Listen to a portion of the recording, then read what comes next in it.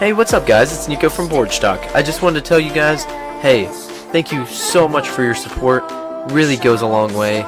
Sorry to interrupt the episode at the beginning. I just want to let you know, if you could leave a rating and review specifically on iTunes, it really goes a long way. It really helps the channel grow, really helps the podcast get to more people.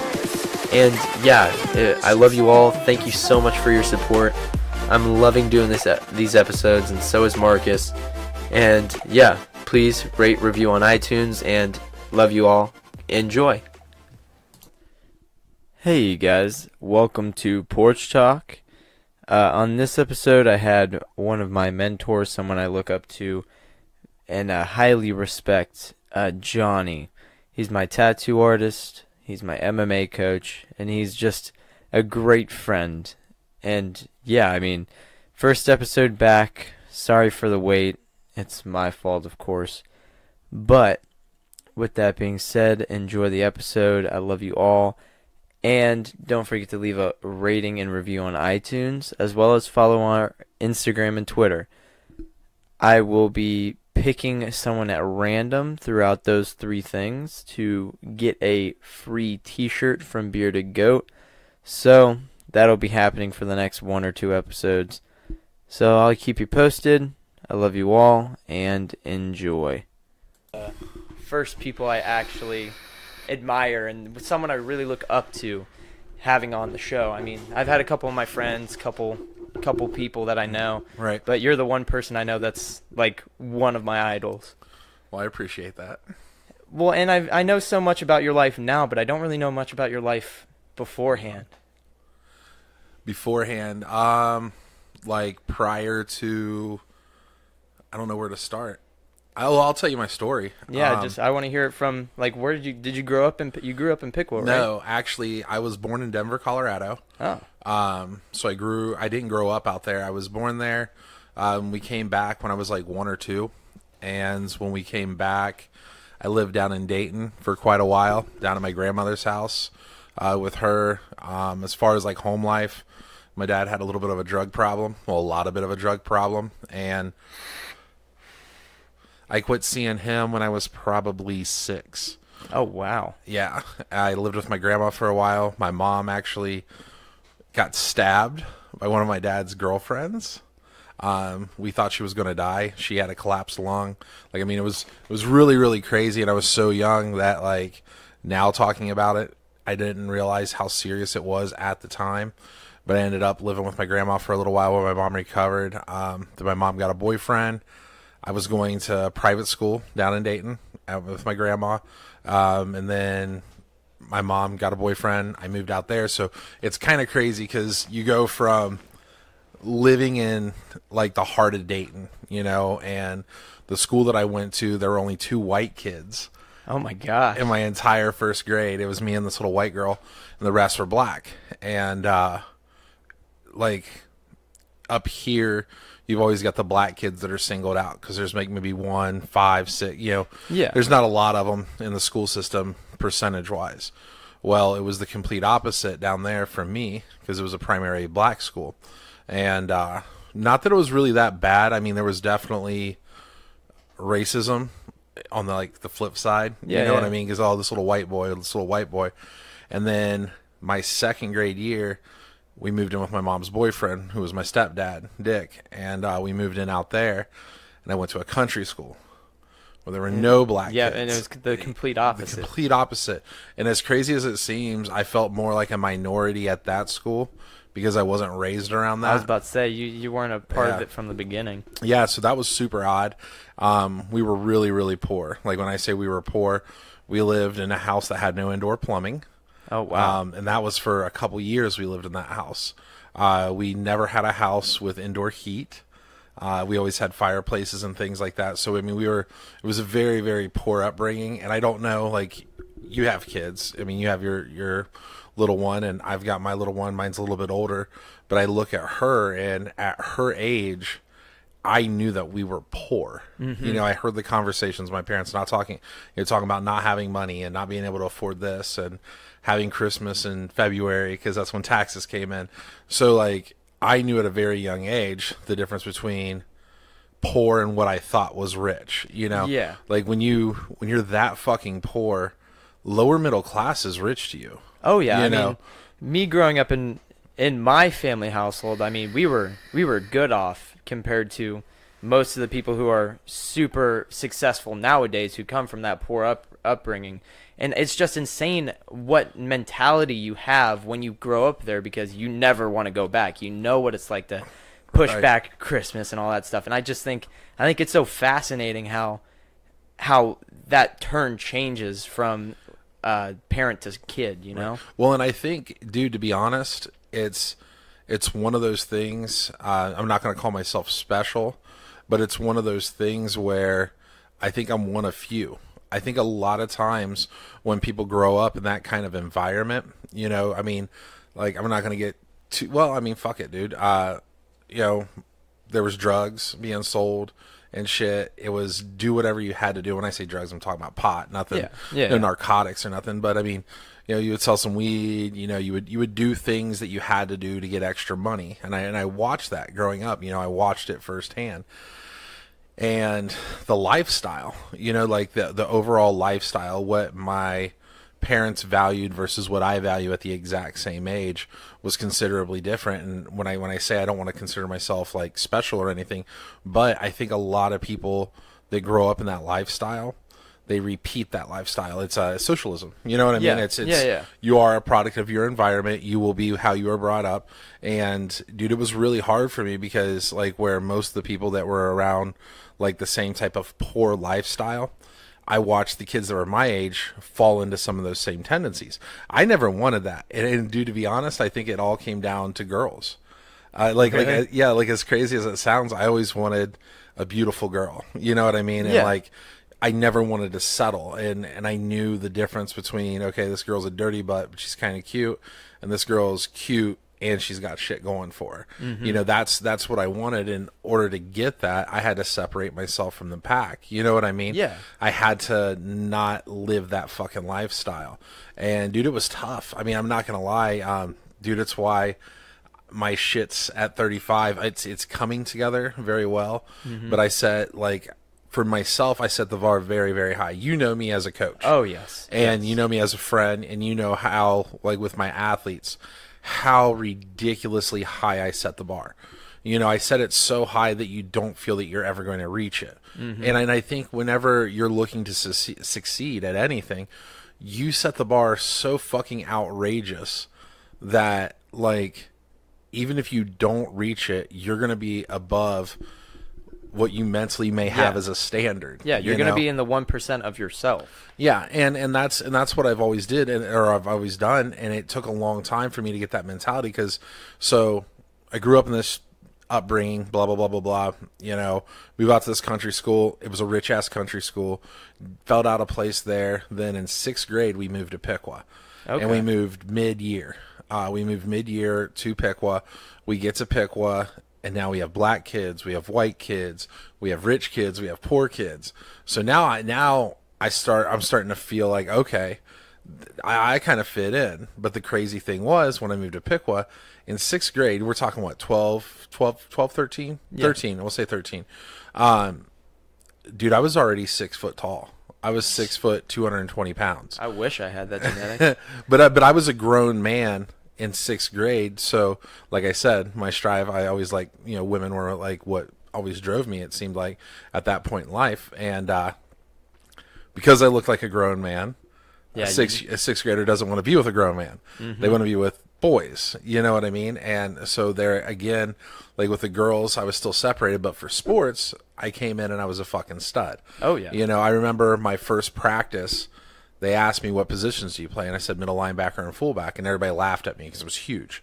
And the first game, I played middle linebacker and fullback. Everybody thought that they were going to do something. But the one thing about growing up poor, you do have like a fire. Mm-hmm. Like you have this, for me at least, I had this fire, I'm going to fucking show you. I may not have the money. Well, my parents may not have the money, but I'll show you what the fuck I'm about. That was kind of always my mindset. So when we get on the football field, you can tease me all you wanted throughout the day. You got to get hit by me. Oh, yeah. At the end of the day, you have to take that ass whipping on that football field. So that's what kind of kind of helped me. And then, growing up, throughout high school, sports. It was sports, sports, sports. I started smoking weed to hang out with the cool kids and all that shit, and I got into partying. My mom, she worked evenings. Her and my stepfather separated, so it was single mom, working nights. Me and my teenage brother, as teenagers, we were able to party every night. Yeah, you were able to do whatever the fuck we wanted. Yeah. And the only thing that I worried about was I worried about partying and I worried about football. Get as strong and as fast as you can, smoke a bunch of weed and drink a whole bunch and have fun with girls. That was what my mind was wrapped around. And there was a movie, I don't know, you may have seen it, but it was definitely before your time, Varsity Blues. No, never even heard of it. So before your time, but it took place in Texas, and it was how like football was life, and they gave you your grades, and all you had to do was drink beer, play football, and you're going to college. Mm-hmm. Just don't get nobody, fucking pregnant, and you're going to go.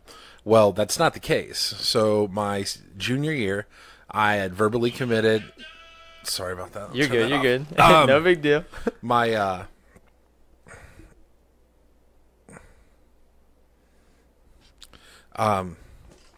shit. You verbally... Yeah, I had verbally committed to IU.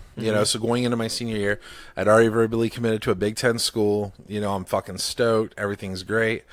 My last quarter of my junior year, I became ineligible. Oh, no. I was failing business law. I had 1F.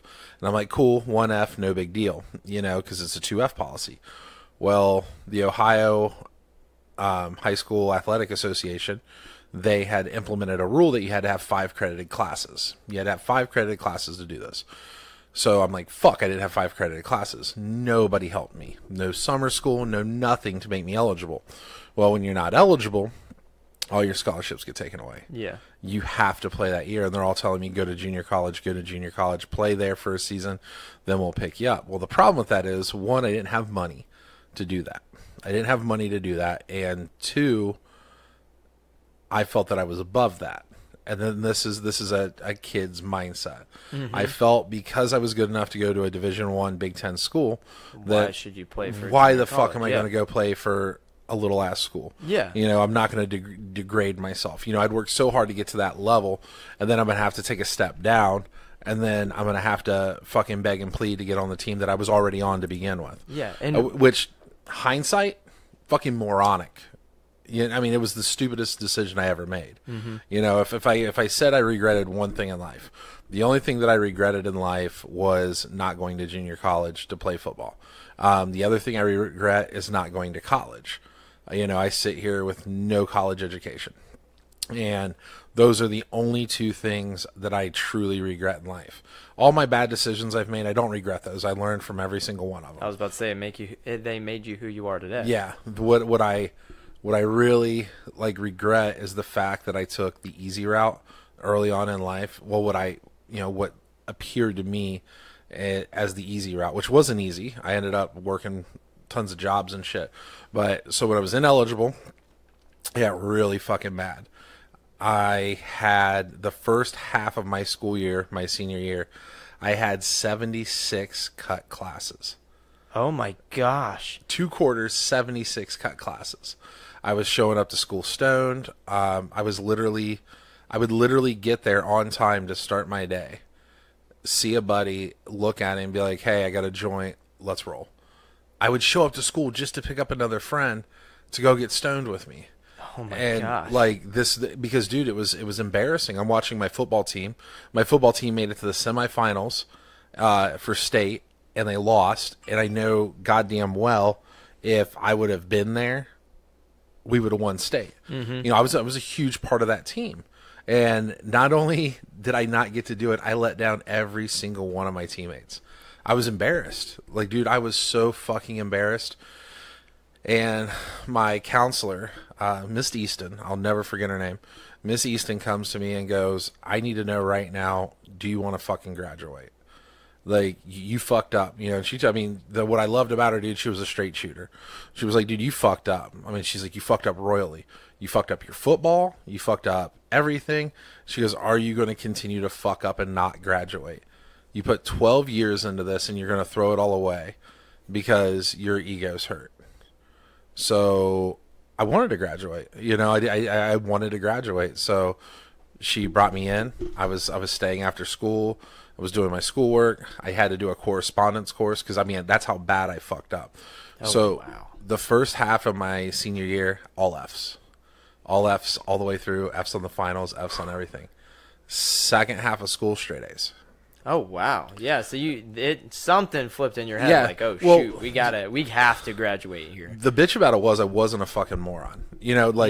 Like I always portrayed the dumb jock, but I wasn't stupid. I just didn't want to put in the work. Yeah. You know what I mean? Anybody, even if you have troubles learning, if you put in the fucking work, it'll pay off. Yeah, of course. And dude, to be honest, school was easy for me. I wasn't dumb. Like, the problem was I wasn't dumb. I was just so fucking lazy, and I lived in this like fantasy world of I'm going to be a fucking athlete. I'm going to be rich. I'm going to fuck bad bitches, and ta-da. Dude, if I would have went to college, the chances of me making it to the NFL was like 5 to 10%. Yeah. But I had already had it made up in my mind. This is what I was going to do. All right. So high school wraps up. I get shipped off to Oregon to go live with my uncle. My uncle is a master's degree in engineering. Fucking makes great money. He's going through a divorce. He's living in a condo. So it's me, my uncle, living in a condo. And when I get out to Oregon, he's not there. He's away on business. So the first 2 weeks I spent out in Oregon, it's me at 18 years old by myself living in a condo, full of beer, full of food. And I actually really quit partying when I was out in Oregon.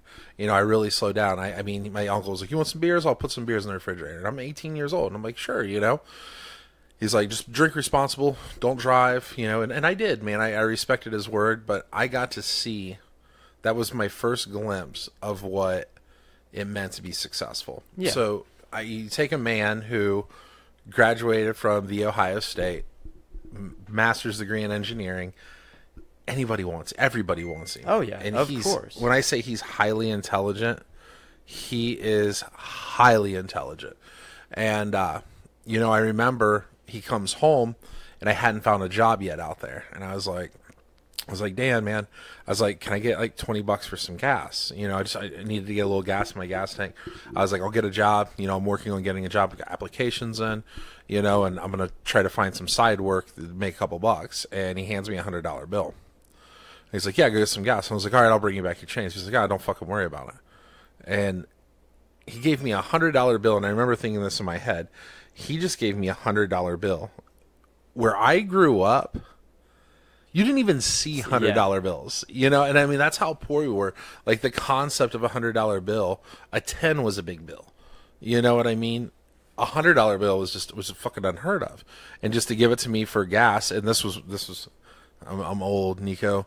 This is when, like, you could fill up a truck's gas tank on $20. Oh my gosh. Like $5 when somebody gave you $5 for gas money, dude, you were filling up half your tank. Yeah. So $100, I mean, that was ridiculous. I'm like, and dude, for him not to bat an eye at it, like, whatever, just keep the change, Yeah, just keep the change. I'm not worried about it. And I'm like, okay. So I started seeing how he was living. And you got to realize we were living in a condo, and he was still paying for his $300,000 home that his ex-wife was living in. He's still taking care of his son. He had money to do all of this and not blink an eye. He drove a brand new 2002 Honda Accord, everything. I mean, a Honda Accord's nothing special, but it was brand new right off the fucking dealership, and it was nice as fuck, at the time. And this is when Honda was like the car to have. If you had a Honda, like, you were the shit. So I started like watching and learning, and I was only out there for a month because I got homesick. The West is very different than the Midwest or even the East Coast. The West is like overly nice. Everybody's polite. And as much as it seems like you would like to be in an environment like that, and I'm a nice person, I hated it because it felt fake. Yeah. It felt fake for somebody not to say fuck you. Yeah, it felt like it was forced to be nice. Yeah, like everybody was out there just, fucking, I don't know, dicking off. But while I was out there, I got in really good shape. When I was in high school, I was about 305 pounds playing football. When I got back from Oregon, I believe I was like 215. Okay. It was the best shape of my life. My sister actually just posted a picture on Facebook from when I was that age and when I was that skinny. And for me, it was skinny. It looked great. And I remember when I got home, I was like, all right, dude, I'm getting a fucking job. I'm going to look into going to school. I'm going to look into doing all these different things. I came home with a game plan. So as soon as I get off the plane, all my friends are there. All right, these are the same people that I partied with. And, you know, everything was so great. And we were always partying and having fun. I separated myself from them. You know, I started separating myself from that mess. You know, I'm like, dude, all you guys are doing is smoking weed and drinking. I got a job. I started working out at a gym. I was getting in great shape, and I was masking the fact that I didn't get to go to college. I was masking the fact that I didn't get to do all those things. Football season comes around. I'm watching all my friends play collegiately on TV. I'm watching guys that I was better than in high school starting as freshmen on big schools, and I'm watching them on TV. So depression starts setting in. So I start hanging out with my old friends, smoking weed every day, fucking drinking, started doing cocaine. Like, I don't know, man, dude, I was fucking 18 years old. Started doing fucking blow and shit, partying hard. A lot harder than I ever expected myself. And I was drowning away the fact that I was so, like, dude, I felt like throwing up. You know how, like, when you do something bad and nobody knows about it, but you know about And it? it just eats you away. Yeah, dude, that feeling would not go away. No matter how many drugs I did, no matter how much I drank, no matter how much I did anything. It was eating me up. And I finally was like, you know what, fuck this. I was like, I got to do something. So I found MMA. I was angry. My brother had started doing MMA. I got into it after him. I started doing MMA. 3 months into it, I had my first fight. And I ended up losing via key lock. It was a pro open weight 8-man tournament. You could weigh whatever you wanted, and you were going to have to fight multiple fights in the same night. Why in the world would you do that?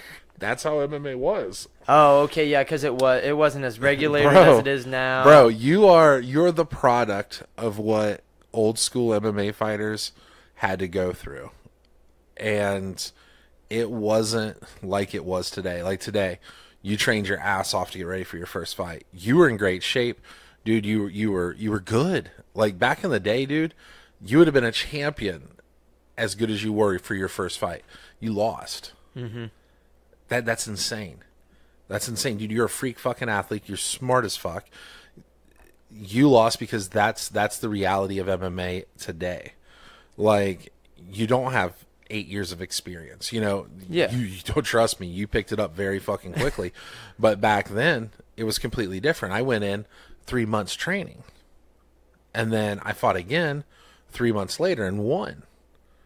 All right, so MMA was kind of my thing. Well, my coach was a bad man, and at this point, when I got into MMA, cocaine was not an issue. I didn't even think about it. If anybody who knows me, I am anti-narcotics, like to the extent of I'll really are. Probably punch you in your face. Yeah, like I don't fuck with it. Weed, I love weed. I don't smoke it. I could pass a piss test right now, but I do endorse it. I am all for it. I think there's so many good benefits. Oh yeah, but nonetheless, at that point in my life when I was fighting, I wasn't doing any of it. Well, my coach at the time, and I'm not going to say his name, but he was a drug addict. He doesn't want to admit that he was a drug addict, but he was. And he stole from me all kinds of different things. Fast forward a couple years, I start training a guy. He was like, oh, I know you fight. So I started training a guy. Well, my old coach comes back around. He's like, hey, why don't we all get together? Why don't we all start training? I'm like, all right, whatever. I'll give you another chance. We all get together. We end up building the team. This was in 2008. The birth of Fightopia MMA, which was my MMA school, happens. I am working at a furniture store. I live in a 3-bedroom house out in the country on 3 acres, hot tub, pool, fucking 4-wheelers. I had collected some stuff at this time. Yeah. The house was my mother's. She moved out. I took over the house, blah, blah, blah, blah, blah. And now we have this MMA gym in my garage. Well, my old coach was like, hey, man, there's a spot in the mall. We can get into the mall. Let's move into the mall. And we were just building this team. And this is the Pickwa Mall, Yeah, correct? Pickwa Mall, yeah. All right. So we opened an MMA school in Piqua Mall in a 14, no, it was like a 1,200 square foot place. All right. Everything's going great. We have all our fighters scheduled for their first fight. My coach was the head coach. I was the assistant. A month out before the fights, he disappears. Completely disappears. So now I would have been 22, 23. I'd have been 23. At 23 years old, I'm the head coach of a mixed martial arts team. Majority of the fighters on this team are older than I am. And I'm getting ready to take fucking 6 of them to a show down in Cincinnati. And I ain't never done none of this. I have 2 fights under my belt. Yeah. 2 fucking fights. And the reason why I quit fighting, I blew out my knee. And when I blew out my knee, I started coaching. When I went to go back, it wasn't the same. I didn't have money for surgery. So it never healed up correctly. And dude, like I said, you got to be an athlete to do this. You can't Oh, have, yeah. you No. can't have anything wrong with Just you. the day I started training, there's 2 things that I remember like clear as day. One, I have never had my shoulders burn so much in my entire life. And 2, I had never punched a woman in my life until I started MMA, and it was your wife, Yes. Chelsea. And you said to me, you better punch her in the face as hard as you can, or I'll have her beat the shit out of you. Yes. And I was stunned. I'm like, okay. So I punched her, and she was like, all right, whatever, let's go now. So just to clarify this, so everybody doesn't think Nico's a bad guy. Mixed martial arts, and especially with female mixed martial artists, as a coach, you treat women like men, because if you don't, they're never going to get better. Now, obviously, you treat a 115-pound woman like a 115-pound man. Mm-hmm. You know, a heavyweight's not going to go out there and beat the shit out of him. But if you guys have never seen Nico's 125 pounds when he fights, and he's a lean 145 to 135, Yeah. not fighting. You know, and with Nico saying his shoulders have never burned this bad, if you don't know what Nico looks like, imagine like a fitness model that has worked out way too much, And shorter, of course. and a little bit shorter. Are you But kidding me? Those fitness models are like 6 foot. Get out of here. I'm 5'6". dude, if we put the camera right, bro, you can look as tall as you want to look. No, I'm telling you right now, if my fat ass needed a fucking personal trainer, I'd be going to Nico, because I'm looking at him and I'm going, yeah, bro, I want to look like that. You know, and not to make Nico uncomfortable, but Nico has that look, man. I mean, he's in great shape. Just looking at him, his physical fitness is numero uno. You know, he really makes sure that he's all squared up on that. And when he came into the gym, I think at first, and I could be wrong, but I think at first you were like, I can do this. Like oh yeah, no, I walked in physically, I can do this. I walked in, my ego was like, oh man, boxing, you do a couple punches, you got this, no big deal. You lift weights every day. No rest, or one day off a week, you got this easy. And I told him before he came in, I was like, Nico, this is going to kick your fucking ass, bro. Like, I get it, dude. You're a soccer player. You're a phenomenal athlete. You're all these things. I was like, but this is a different exercise. This is a whole different realm. And when he was like, I hurt, I was like, yes. I achieved, like, for me as a coach, I knew I achieved what I wanted to achieve. When I can take somebody with your athleticism and your fitness level, and I can break you down to where you are actually sore and you did something, I know I did my job. Mm-hmm. But yeah, so like that's MMA in a nutshell. And here I am, fucking 23 years old. How old are you right now, Nico? I'm 19 going on 20. 19. Okay, so at your age is when I was fighting. So a couple years later, I'm the head coach of this MMA gym. I created it, blah, blah, blah, blah, blah. So we go to the show, we fucking murder it. Like, I mean, people were making fun of our names. We're Fightopia. People were, those fucking Fruitopia faggots. And, I mean, a lot of derogatory statements made towards us. And, guys, please, if you're listening to Nico's podcast, when I use the term faggot, I don't mean it derogatory, but we were literally called these terms, and, it was, we had something to prove. Here I am, 23 years old, and I'm, fuck it. You're about to get your ass beat by some faggots. You know what I mean? That's my mentality. Yeah. You think that we're this, or you want to use these terms and call us this shit, we're going to show you. You know what I mean? And when we did, I mean, we went on a fucking tear. And now I was responsible for this gym. I was responsible for all these fighters at 23 years old. No college education, working a remedial fucking job. Dude, I was making maybe 26,000 a year. I didn't have fucking money. The gym wasn't making shit. Fighters are broke. You know what I mean? The gym wasn't making shit. So I ended up moving out of the house that I was in. I moved into a fucking 1-bedroom apartment, paid $300 a month because it's all I could fucking afford.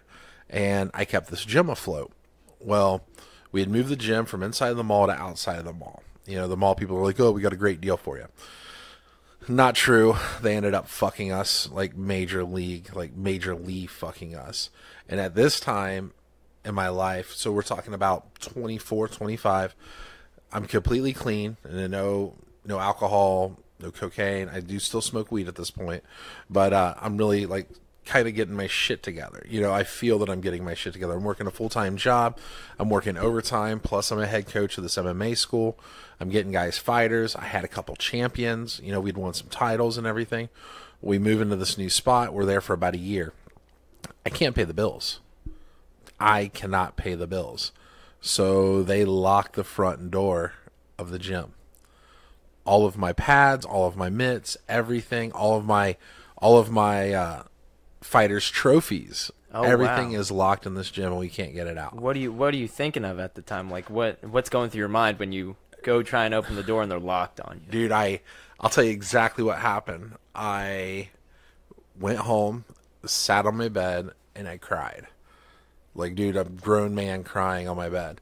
I cried for about 3 minutes, and then I didn't cry no more.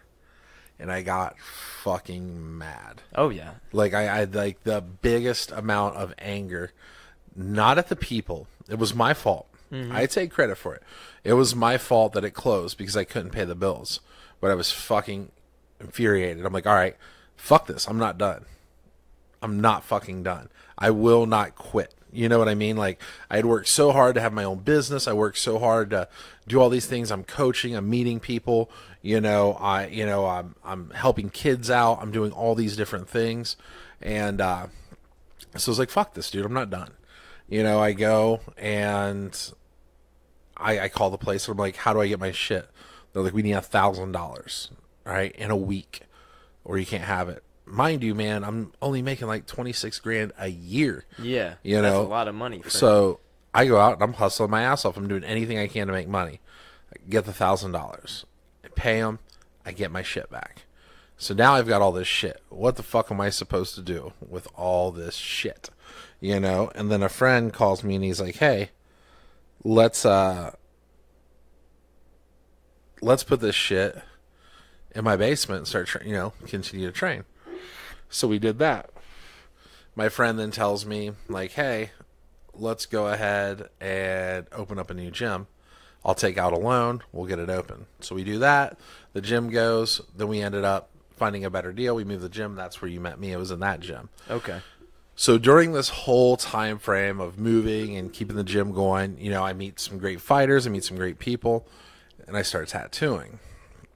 And before I started tattooing, I was an interior designer, fucking decorating people's shit, selling furniture, having a really good time doing it. I get to wear a suit and tie to work every day. Yeah. I felt important. My gym's going good. I'm doing this.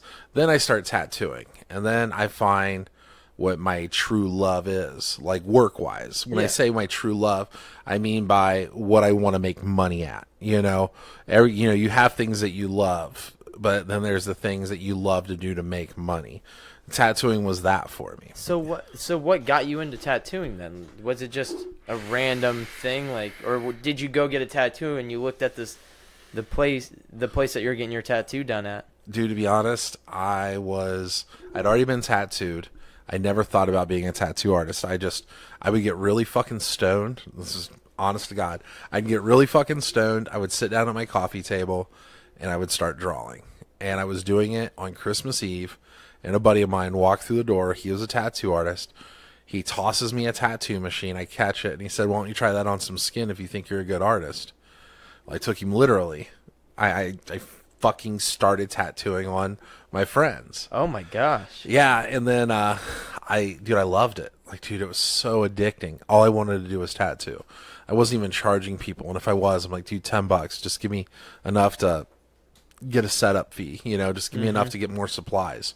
And dude, it was addicting, and here I am, dude, I'm trying to tattoo everything and everybody, and then I noticed like my work was kind of plateauing. Yeah. I was only so good. I was like, man, I got to figure out how to do this. So then I got an apprenticeship with Gene Ashworth, and I did my apprenticeship, and right after my apprenticeship, my boss fires me from the furniture store. And he fires me because he was like, look, dude, you need to open a tattoo shop. Like, you don't need to work here. He goes, we're holding you back, dude. Fucking put the pedal to the metal, open up this tattoo shop. That is probably the best thing that's probably ever happened to you, though. Best and worst. This happened. Okay, so my birthday is November 19th. And this was before I met my wife. Okay. I had met my wife, but we weren't together. We were just friends. She was a student of mine. So I was still with my ex. And when he fires me, I freak out.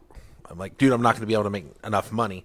Dude, you're talking, when I was doing the interior design stuff, dude, I was making anywhere from 50 to 60 grand a year. I was making decent money. I'm like, fuck, what the fuck am I supposed to do? And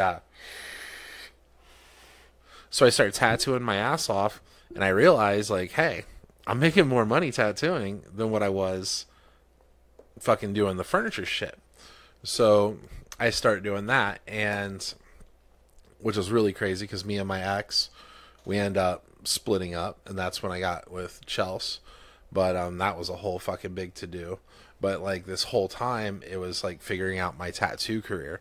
And then not until I got with Chelsea did she look at me. And Chelsea just looked at me and she's like, look, you've helped me achieve my goals and my dreams. It's time for me to help you achieve yours. So I'm like, all right, fucking bet, man. And she helped me get my first shop up and running and all that fun stuff. But it was so crazy, man, because like the whole time that I'm doing all this shit, I mean, that's like my life in a nutshell.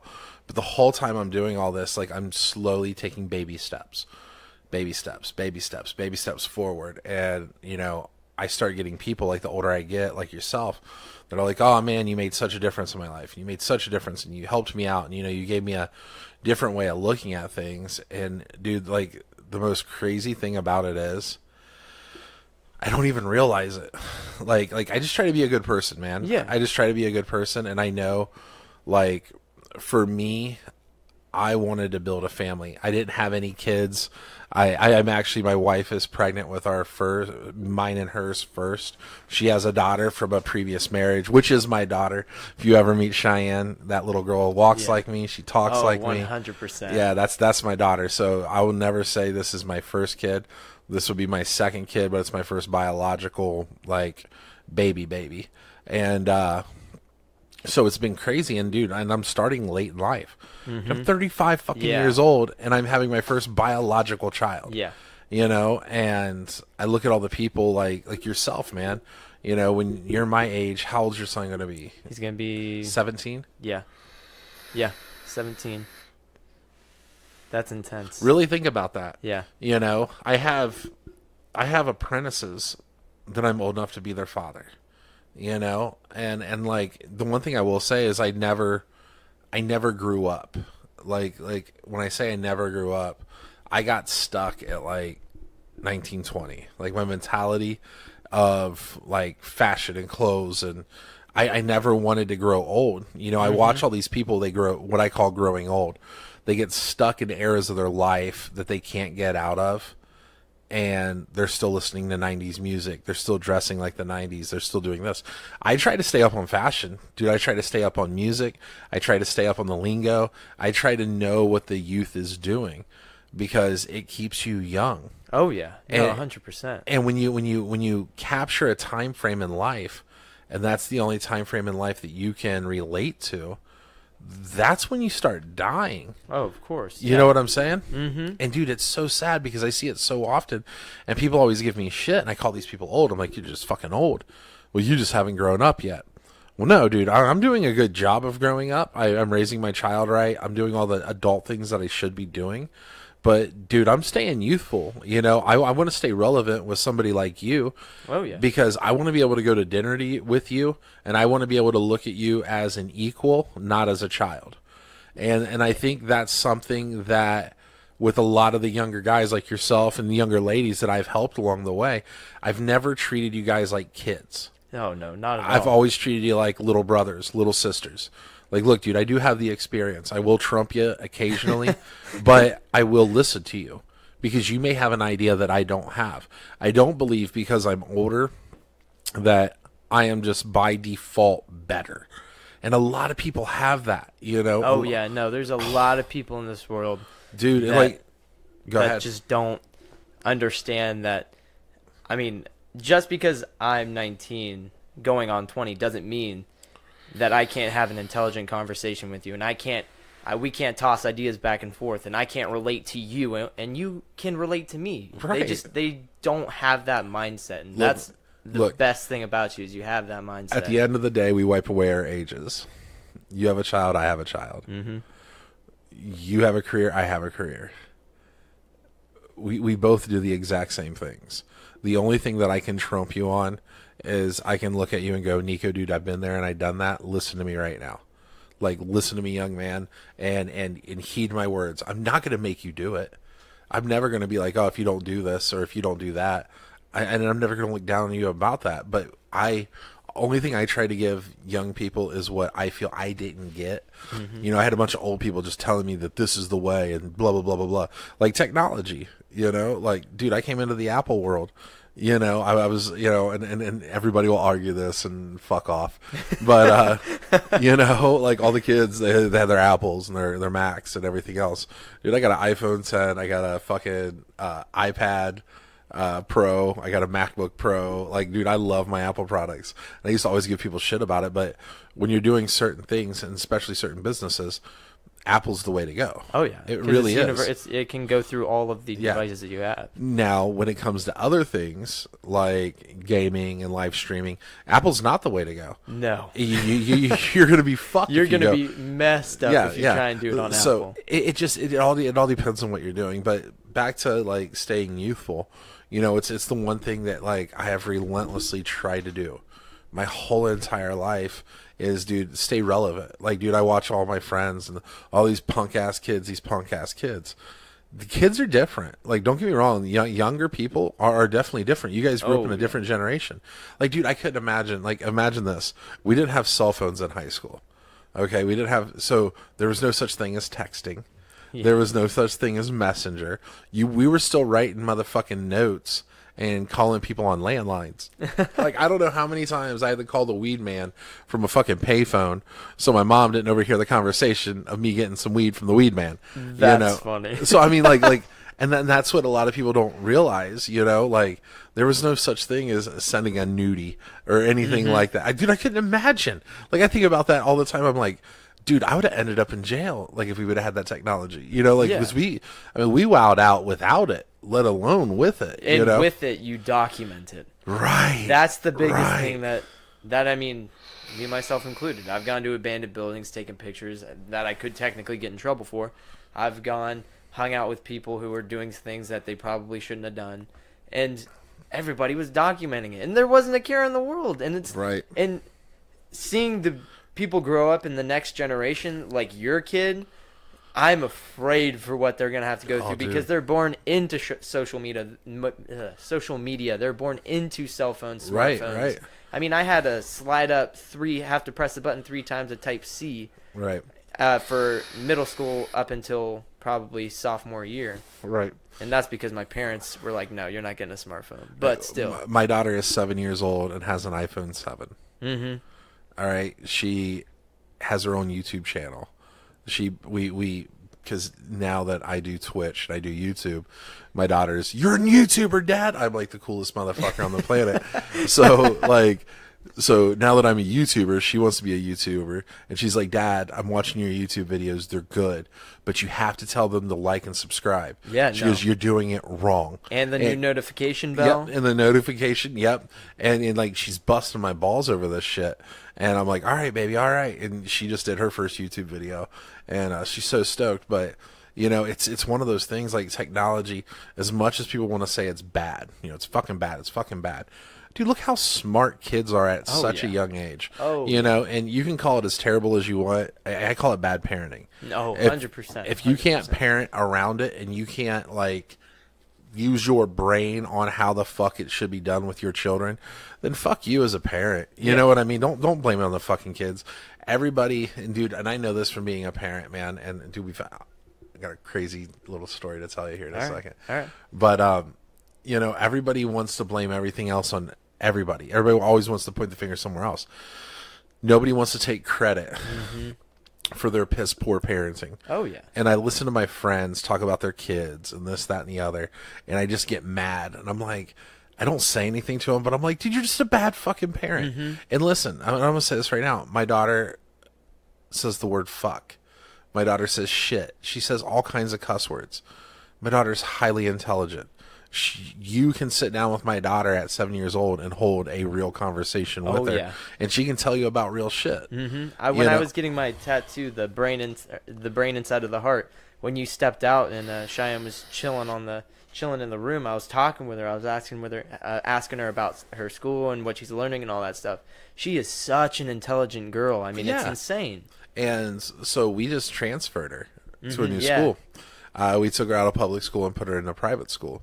And I think I feel like I'm having a little bit of a backlash from some of my friends about it, because like it's almost like an uppity type thing, but it wasn't an uppity thing. It was what's best for my daughter thing. And we are investing in her education. Dude, the school's expensive. I mean, just fucking private school is expensive. All private schools. Yeah.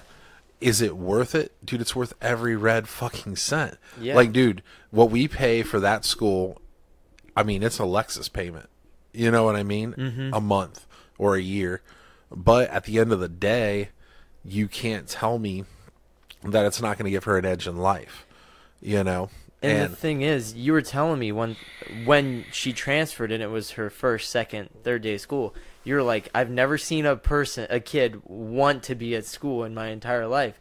And I think that's amazing, because the kids nowadays, my little brother included, granted he's a senior in high school, but it doesn't matter. He's been wanting to get out of school since eighth grade year middle school. And the fact that the teachers are restricted by guidelines and state testing. You can't teach the way you want to teach. That most kids learn better with her type or the teacher's type of teaching. I mean, it's making the school system look terrible on every aspect. And there has to be accountability. There has to be accountability, and at the end of the day, you have to be able to look at a school or an institution and go, "Hey, dude, you're fucking doing it wrong." And that's kind of what me and my wife did with removing our daughter from the school. I mean, we are very active parents, and like the one thing that I'll tell you, as your son gets older, the one thing is like, be active, be involved in every aspect. Find a way, and we'll talk about that here in a little bit of the way. Find a way that you can have the freedom to be there for your son. Because you have to be. And there's so many parents out there that my life's not going to revolve around my kid. Well, don't fucking have them. Yeah, exactly. Don't fucking have them. You're doing a disservice not only to your kid, but also to the entire world, because every kid has the potential to make waves and changes throughout the entire world. And they have to have the platform. Yeah, you need to give them that platform to excel for their full potential. It's a responsibility, because, if anybody ever says, like, kids just happen, no, they don't. A man and a woman have sex unprotected, and when you do that, you take the risk of having a child. Yep. If, I don't believe in abstinence or any of that other bullshit, but I'm going to say this. There are consequences for all actions. Yep. And not only that, it's a two-way road, too. So if you both willingly did that, there's no pointing the fingers at either one, I mean, it is a two-way street. Right. And there should be no, you did it, no, I did it, no, you did it, that type well, of thing. And it's funny because you've made comments to me about how, I've been inspiring to you and things like that, and you look up to me, but like, dude, you're an inspiration for me because I'm watching a 19-year-old man, and I don't even consider you a boy at this point because you've done more in the past year and a half than most will ever do. I know your mother, dude. I hear about you even when you're not talking, even when I'm not talking to you, and one of the things that I love is I hear about your dedication, and I've watched it. I've watched your dedication. I've watched your drive. I've watched all these different things, and you're doing it the right way. The biggest thing that I'm going to tell you from being, because I think you do have a lot of the same mindset as I do. Like, I want to be self-made. I want to make my own fortune. I want to build an empire. But during that process, you do have to make sure that you're putting just as much focus, effort, and emphasis on your child as you are on everything else that you're doing. And I'm sure you will. But for me, like, my wife complains a lot to me about how there's a lack of stuff that me and her do. And I agree. Like, dude, I don't disagree with her on it. She's exactly right, man. She's exactly right, man. There's a lot of stuff that we don't get to do. But she has to understand I'm sacrificing our time for our child's time. You know what I mean? And when you do become a parent, your son means more to you than your mother. Oh, yes. Your son means more than your father, than your brothers, than your sisters. That child that you created, because it is an extension of you, has to be number one. Exactly. They have to be number one. And I think that's where the big misconception is, because I listen to these parents all the time, like, oh, I need a weekend away from my kids. Why?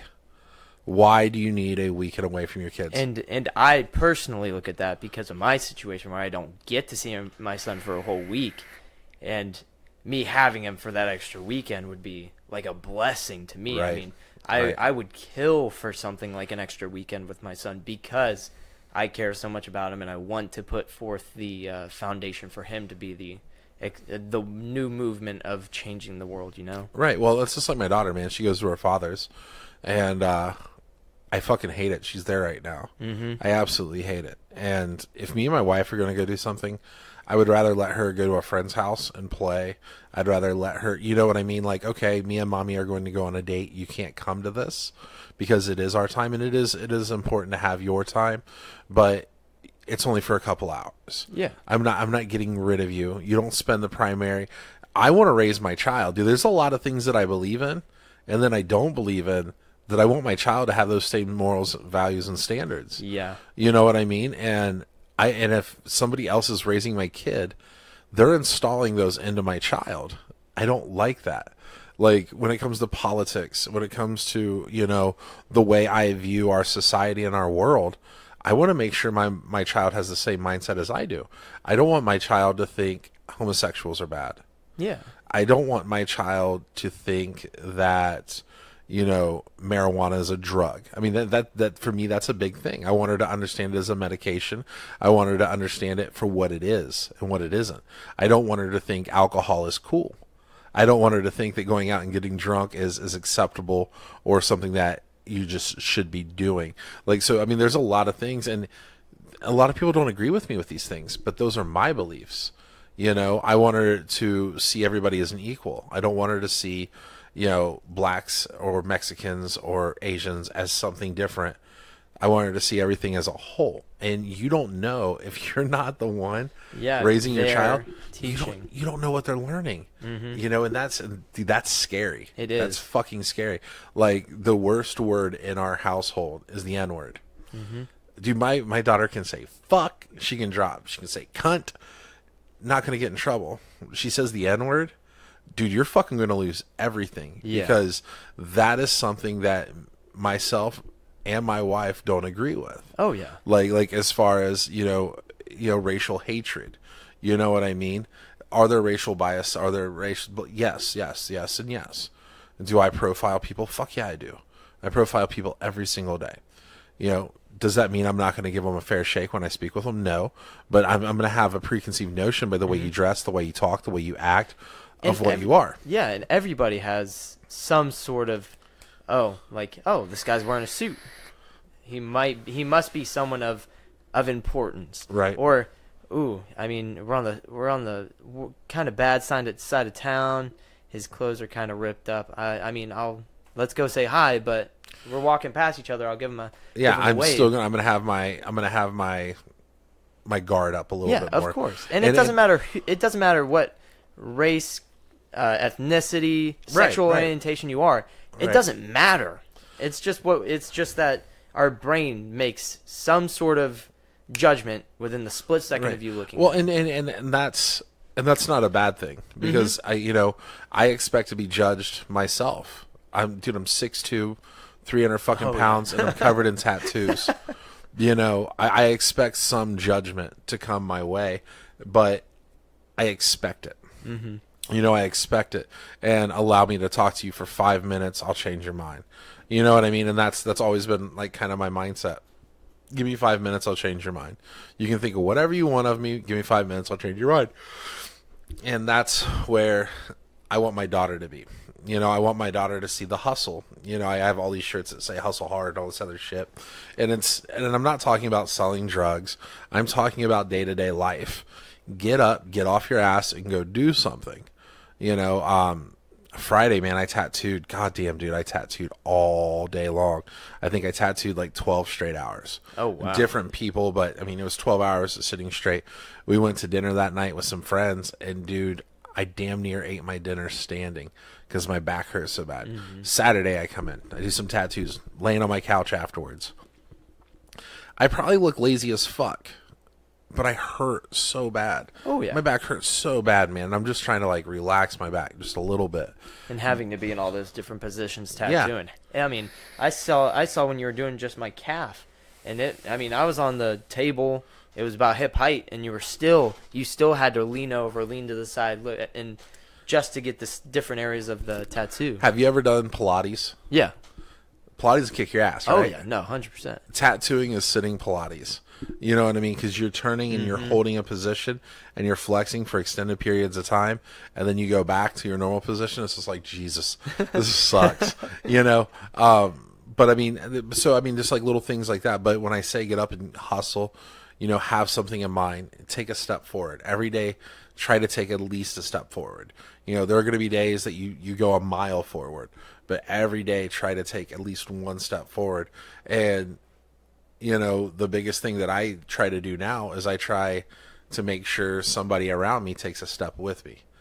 And I've been doing that for a long time. I've been trying to make other people take the steps with me, because for one reason, man, I don't want to be at the top of Turd Mountain by myself. Yeah. Like I want to achieve all the things that I want to achieve in life. I don't know who all's at the top of that mountain.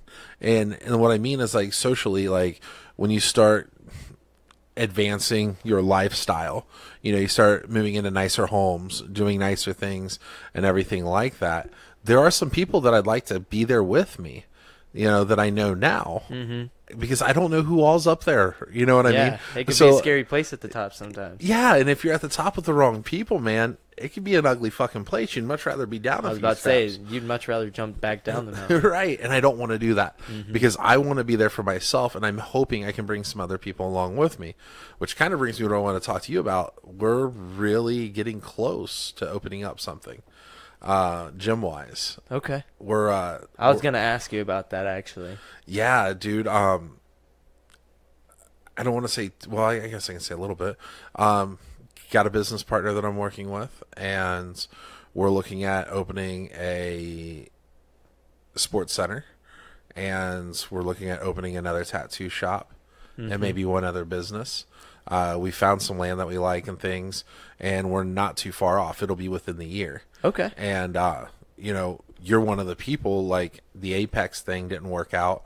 It was a really bad deal, and I know why they were trying to make it work so fast. If anybody's trying to rush you into something, something's not right. Yeah, more than likely it's a bad play. And if it seems too good to be true, it's always too good to be true. Steer away from it. But no, like, I was talking with my partners, and they'll know you when they see you, because I've talked about you so much, bringing you into that environment. It's going to be beautiful. I mean, we're really going to invest a lot of time, effort, and money into it to make it work. But we're not too far off. I'm excited. I know, because when we were talking about the Apex deal, when I had voiced before we even talked about it, like, hey, like here's my goals for this year. Right. I'm dead set on getting a business up and running for training, because that's my tattooing for Right, me. right. I love training. I love seeing progress people make, big or small, and I love seeing people at their peak genetic potential. Right. And when you said the Apex deal, I was so excited.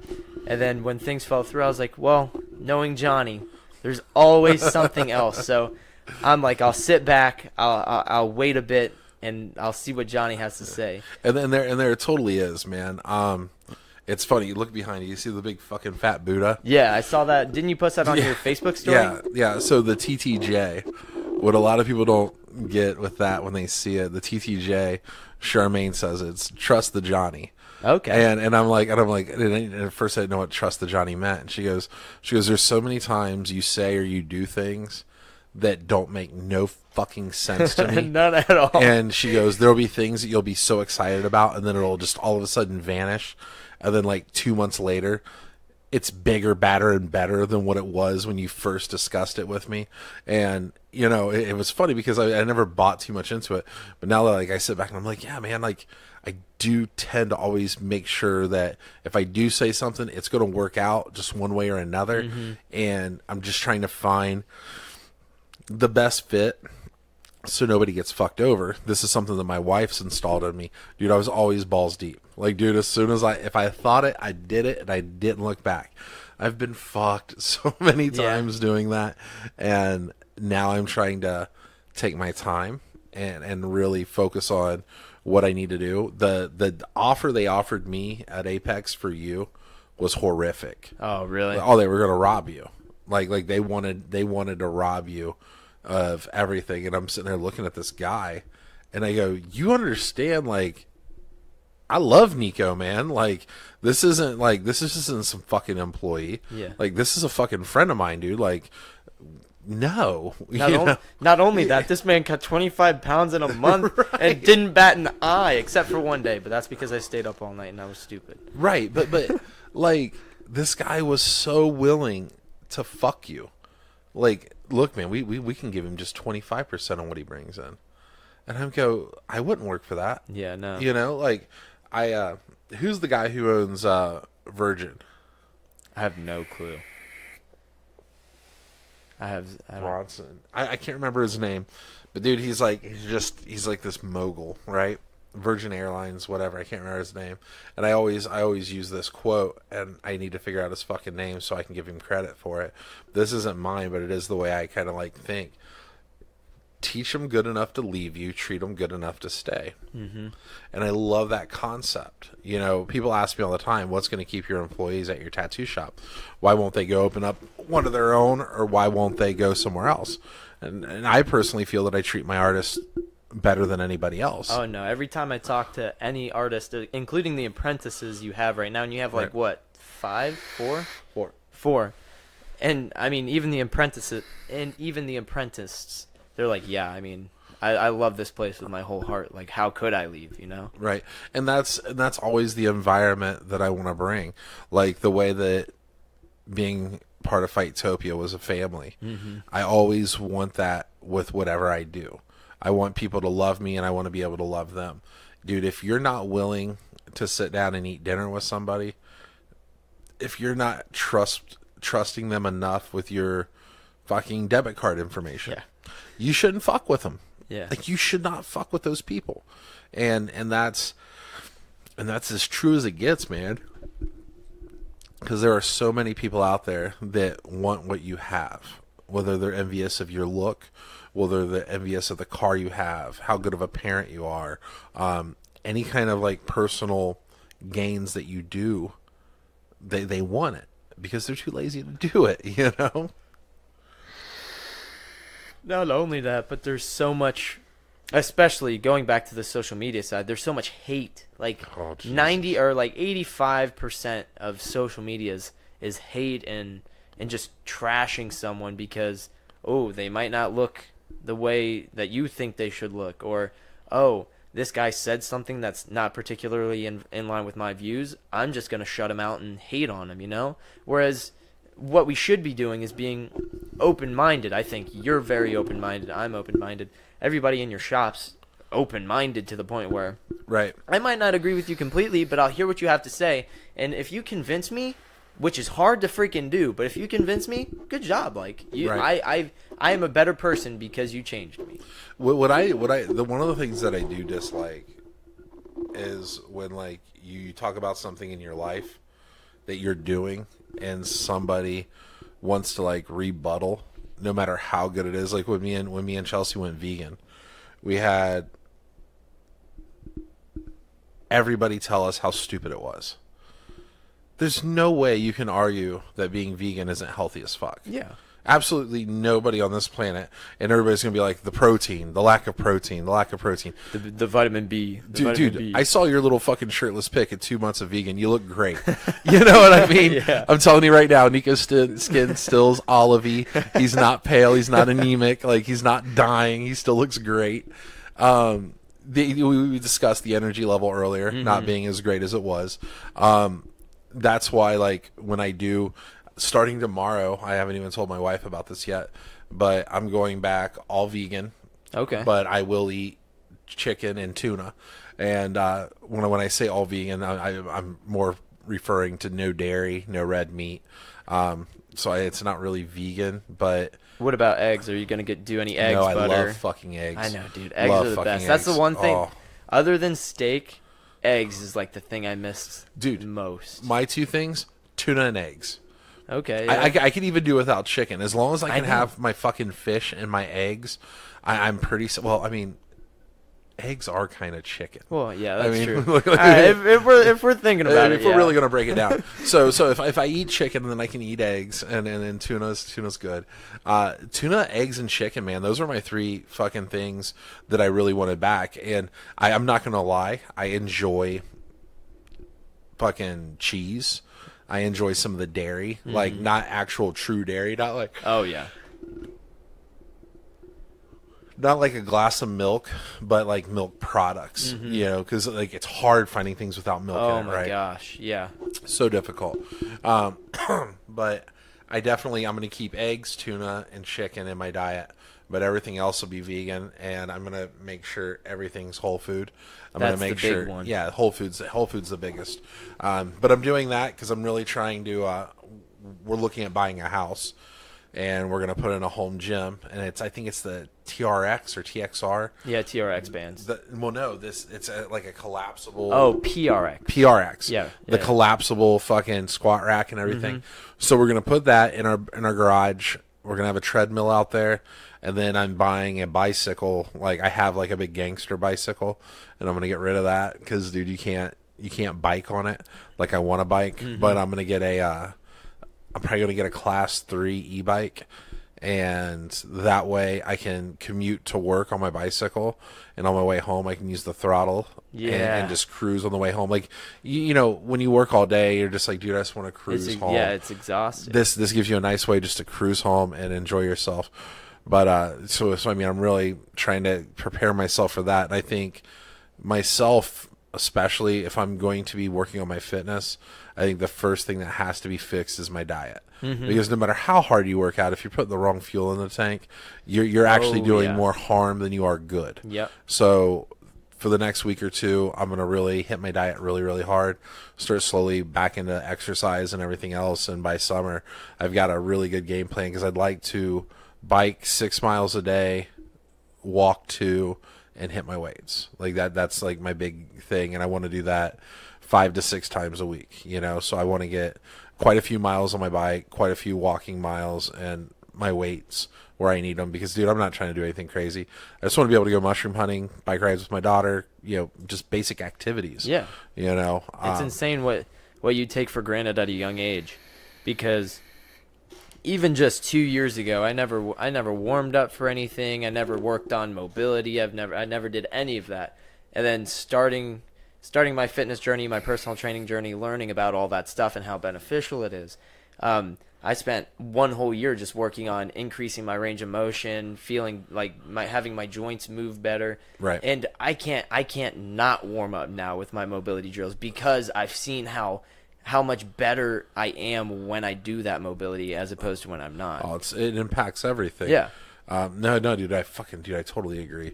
And my biggest thing is, it's time for me to turn back the hands of time. Mm-hmm. You know, like that's what I'm going to work on now. I mean, I was reckless, like I said, man, very reckless. I got too focused on my careers and shit like that. But now it's time to turn back the physical hands of time and get back to where I need to be. But yeah, man. So, excuse me. That's my life in a fucking nutshell, Nico. Well, I have a couple little questions. Oh, please, man. What were some of the hardest things you had to go through when building Endlessing Tattooing? Having a relationship. Okay. Having a relationship and doing it is probably the hardest thing. You know, I love my wife unconditionally, and trying to juggle the time because when I leave here, I have to leave my problems at work. Oh, yeah. Or at least try to. And you're not going to be able to do it all the time. So you bring them home. Your wife sitting at home, not seeing you all day. You've been busy all day. She hasn't. And then when you come home, she's ready to engage. There's times that you're not ready to engage. That was probably the hardest thing, was juggling, and it still is, juggling home life and work life. Because as much as I would love to be able to consume my life with one or the other, I have to consume my life with both. And time management is really fucking hard. Yeah, I personally think of myself and my the things I have going on in my life like a pie chart. Like I have to dedicate like 75% of my personal time when I have my son to my son. Right. Now, the split up into the last 25, a lot of it's work, a little bit's school studying, and then the rest is just nothing. And then when I see myself lacking in some areas, like, oh man, this week I was super busy at work. I was working doubles all week, and I didn't necessarily get to go to the gym. Next week I'm not working doubles, so I'm gonna put more time. Right. I'm gonna put more of my pie chart to exercise as opposed to having that whole percentage filled with the work. Right. And that is probably hands down the hardest part. Oh yeah. Is just trying to juggle your time, because it's not, when you're an entrepreneur or you have your own business, it's not like you have set hours. You know, it's really easy when you have like a mundane job where it's 9 to 5, you're done and you don't have to fucking worry about it no more because it's somebody else's problem. When you're the fucking boss, man, everything's your problem. Yeah. Everything is your problem. If I have an employee coming in having a bad fucking day, I need to know, how can I make this day better, because you need to go and fucking do your job. Yeah. You know, and you have to be able to do your job great, you know, and that you don't get all the time. And it's almost scary, you know what I mean? But yeah, that would be what I would say was the hardest part about doing all this, like the late nights and everything. That shit's easy because it's what I love. That's true. You know, yeah. like if I told you I'm going to give you an endless supply of money to build your own gym and you get to build it, you would be like, oh, none of it's going to be hard. Yeah. I'll put every screw into every bench. Yeah. I'll fucking build every treadmill, and I'll have no problems doing it. But it's balancing the time. Dude, when I was building this fucking tattoo chair right here, my daughter was with me putting in the screws. You know, I had her with me. So the one thing I will tell you, when you are building that empire, bring your son along for it. You know, let him get to see daddy. It may not be the funnest thing for him, Yeah. but he's going to learn at a really young age. Holy fuck, look what my dad does. You know, my dad's a man. You know, it's something I always watch my dad work hard. And it definitely installed that in me. Like, dude, if my dad's going to work this hard, I can work that hard. You know what I mean? And that's what you're supposed to do, you know? Yeah. You got to lead by example when it comes to your children, for sure. All right. And another big one is, how's your promoting yourself, promoting the business changed from when you first started to now, because the inclusion with all the social media, electronics, all that? Yeah. Well, I just started my Twitch. So that's been really good. I've been very lackluster. Everything that I've gotten has been word of mouth, a little bit on YouTube and social media. I mean, those are excellent platforms to kind of project yourself. Maybe I'm gonna do this. 1 second. No, you're good. You're good. But because I know when it comes to marketing yourself this day and age, everybody uses YouTube. Right. If they, right. especially like tattoo artists in general, fitness people, or just people trying to do YouTube as a job. I mean, they have to be on all social medias constantly throughout the day, and it kind of gets overwhelming at a lot of points. Dude, so. and that's it's back to my wife. It's something that she can't stand because I'm always on social media, and we understand how quickly social media will suck you in. Like right now, it sucks you in. You can just be sitting there chilling, and then all of a sudden, you're watching a video of somebody farting into a microphone, and you're laughing your ass off. And then my wife's like, "Oh, you're just dicking off." Like, no, I swear to God, I got on here for a real reason. But I love it. When I was talking about the word of mouth, people posting your tattoos and everything else, it helps out tremendously. It's free advertisement. Oh, yeah. It's something that wasn't around 20 years ago. The free advertisement wasn't there 20 years ago. You had to pay for a fucking newspaper ad or a TV commercial. You couldn't go out and buy microphones and fucking cameras and have 1080p fucking quality videos. I mean, it's 4K at this point. Yeah. And well, it depends because, like, I know on Twitch, if you try to run 4K, oh, that's true, you get a lot of lag. Yeah. So, like, YouTube's 4K all day. Twitch, we still run 1080p because that's what we were looking at with our cameras. Like, do we go 4K or do we go 1080p? And most of our cameras will run 4K, but we do have one that's a 1080p, and it's probably our best one. Right, so it's kind of like. So with the Twitch, and you said you're on YouTube. Yeah, you're on YouTube now as well. What has been some of the? So what's the funnest thing you've done and you are planning to do on Twitch and on YouTube? Right now we're doing story time. Where I saw the first one. Yeah, dude, I'm sitting down with like my friends and I'm telling stories like through my life, like funny stuff that's happened. And I got a really good buddy, Bob Hall. Dude, our last Twitch was fucking killer. It wasn't our most viewed, but we got more revenue off of it than any other. We got over $200 in donations. Oh my gosh. Basically, people were donating for their name to get tattooed on Bob's ass. No. And we live streamed me tattooing Cammy's name on Bob's ass because Cammy donated $145. And we ended up having 60 or whatever makes 200. We ended up having that much donated on top of it to reach the $200 mark. And yeah, dude, I laid her name right on his ass. Dude, it was the funnest thing. Hilarious. Dude, if somebody would just grab that clip and put it, like, I don't know if we can even put that shit on YouTube, but that's one of those things I know could go viral. You should be able to put it on YouTube. Yeah, we just have to watch our language because we talk so much shit on Twitch. Like it gets really vulgar and raunchy at times. I mean, we've been hit with 21 and up before on Twitch. Yeah. Dude, my feeds, I mean, we're here to have fun. Yeah. I mean, we joke about everything. And yeah, so that happened. So I don't know what's going to top the tattoo on the ass or story time. Some of the cool things about Twitch, I'm working on getting a couple really big sponsors right now for tattoo equipment and supplies.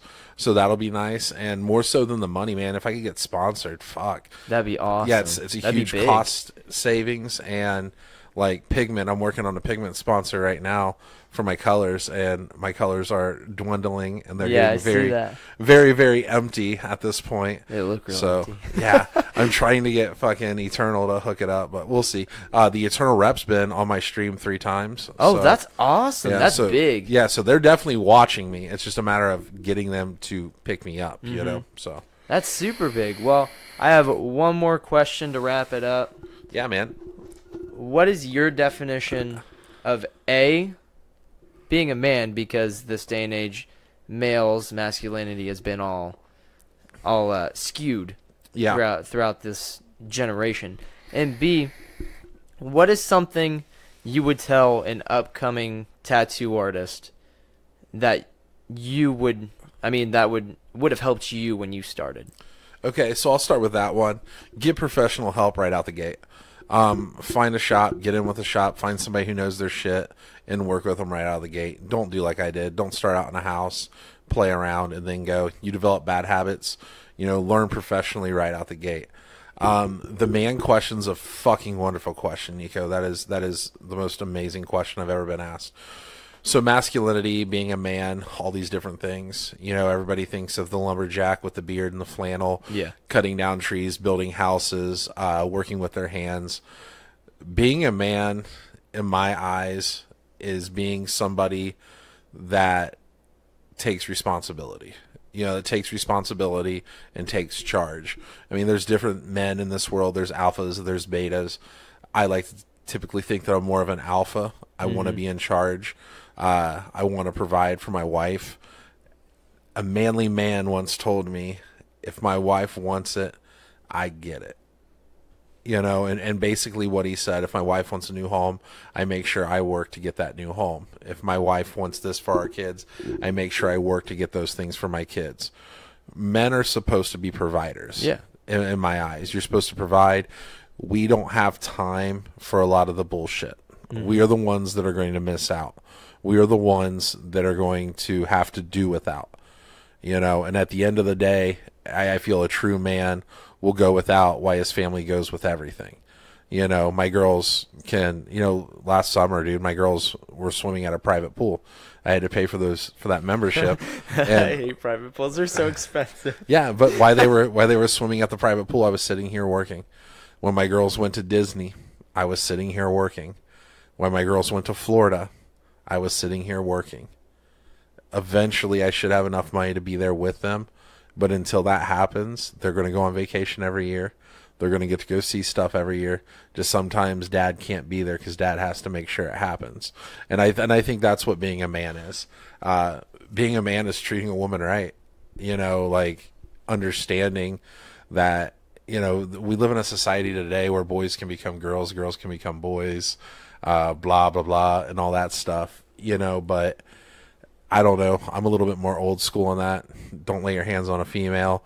Treat a female with respect, regardless. And that's how it should be in my eyes.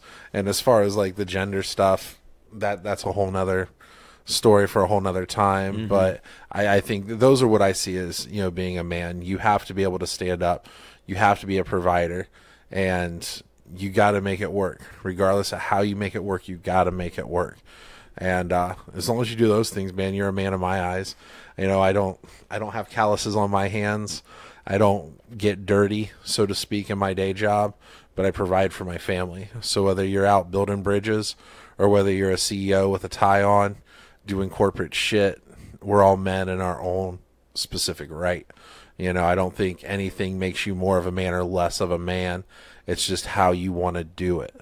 I've had a beard. I've not had a beard.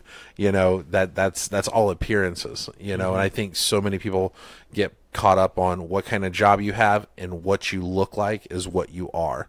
And it's bullshit. Oh, yeah. No, 100%. Dude, I don't know how many times I've watched you walk around in flip flops, khaki shorts, and a pastel colored shirt. Yeah, you're right. You're right. Anybody can say whatever they want about your masculinity, but at the end of the day, dude, you're a lot more of a man than most quote unquote men out there really are. And that's what's so frustrating to me, because I do live in a society of artists. I do live in a society of where men aren't your quote unquote manly men. They're not out building race cars and smoking cigarettes and drinking whiskey. Like, bro, I like a Bloody Mary. I vape, and call me not a man as much as you want. I take care of my family. And that's what I think makes you a man. The fighting and stuff like that. I don't think you have to be a fighter. No. Yeah. But I think you have to have the cojones on you to stand up for what you believe in. If you let people walk all over you, you're not a man. If you do these different things, you're not a man. You have to have a spine. You have to have a backbone. And dude, you got to be able to go to bat. Dude, if fucking John Jones came up and grabbed my wife by the ass, while we're out at a restaurant, you better bet your ass I'm swinging on him. Oh, 100%. Bones is going to whip my motherfucking ass. Promise you that. But you're going to get a reaction. Mm-hmm. And even if he does whip my ass, I think that makes me more of a man than he is. He disrespected a woman. He may have beat me up, but I stood up for that woman. Dude, I know we're wrapping it up. But I posted a post the other day. It's been about a month ago. And this young lady was standing in a line. There was this young man standing behind her, flossing and laughing. She turned around and socked him in his face. All kinds of people started commenting on this, and this big fight breaks out on my Facebook about how these guys were like, oh, I'd have fucking hit her back, and I'd have done this, and I'd have done that. You know, and I made it really simple. I was like, look, if I was standing there, and she turned around and hit you in the face for dicking off behind her, and then you hit her back, I was like, I'm going to knock you out for that. Yeah, seriously. But there was a lot of guys, men that I'm friends with, that were like, oh, if you're going to hit me like a man, I'm going to hit you like a man. And there was an action. The action was him flossing behind her. Yeah, he was just being annoying. Yeah, and then the reaction was her punching him in the face. Did she overreact? Of course. Maybe, maybe not. You know what I mean? Yeah, you don't know the context. Like, not even that. You don't know her life. You don't know her upbringing. You know, you don't know what's happened in that girl's life. You know, when you go out and you pick fun or make fun or do anything to another human being, you better expect the worst consequence. Dude, people have fucking shot up schools. Oh, yeah. Over being bullied. Mm-hmm. You know, there are consequences for people's actions. And the biggest thing that I can say, man, is, you know, like being a man, being a woman, remember, man, there's consequences for your actions. And there's always repercussions. You know, like if you do something, it's something, there's going to be an outcome. You know, and I think that's where, like, being a man, you have to make sure the things that you are doing have the right outcome, because you can lose that card. I always talk about man cards. Yeah. You know, having a man card. Your man card can be revoked. You can do everything manly, but do one non-manly thing, and you can't get that card back. And I think, you know, hitting a woman is one of those things, man. You can get that card revoked. Man, I agree with that definition wholeheartedly. Take a couple seconds, plug whatever you want, and then I'll post it in the show notes for everybody to click on, instant link, whatever. Hell yeah, man. Awesome. So Twitch, if you guys want to catch me out on Twitch, it's twitch.tv/Johny C Tattoo. My Instagram is Johny C Tattoo. My Twitter is Johny C Tattoo. My YouTube is Johnny.C. That's the only one that's different. Tune in if you want to see tattoo content. We talk about MMA, video gaming. I mean, dude, it's a nerdy ass thing, man. It's a bunch of nerds having fun with, you know, fun stuff. But dude, thank you so much, Nico. No. Just so everybody knows, man, I wanted on this podcast so bad. Like I said, Nico says he looks up to me. I look up to Nico, and if I can support one of my friends doing something like this, I'm always about it, brother. All right, hey, thanks so much. Like I said, it'll be in the show notes below. Click on it, check his artwork, check out the Twitch. I'll see you all later. This has been Porch Talk. Fuck yeah.